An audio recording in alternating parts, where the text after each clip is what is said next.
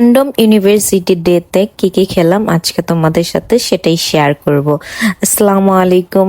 প্রথমেই ঘুম থেকে উঠে আম্মু বাঁকা রান্না করছিল, সেই দিয়ে সাথে আলু ভর্তা, ধনিয়া পাতা ভর্তা আর ডিম ভাজা।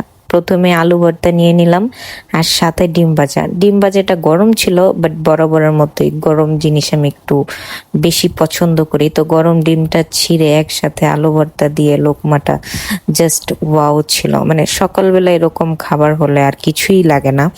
দেন ধনিয়া পাতা দিয়েও ট্রাই করি। অবভিয়াসলি এই দিনে ধনিয়া পাতা ভর্তা খুবই খুবই খুবই মজা লাগে, আর সাথে ডিম ভাজা আবার সেই দিয়ে বাঁকা ছিল, এজন্য আরো বেশি পছন্দ এটা আমার।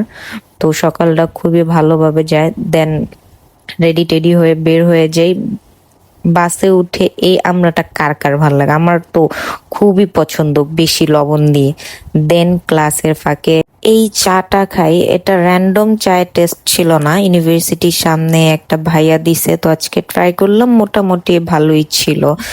দেন ক্লাস শেষে ফুচকা খাই। ফুচকা আসলে আমাকে ওই দিন বলতেছিল যে আমাকে খাও, দেন খেলাম। আল্লাহ হাফিজ।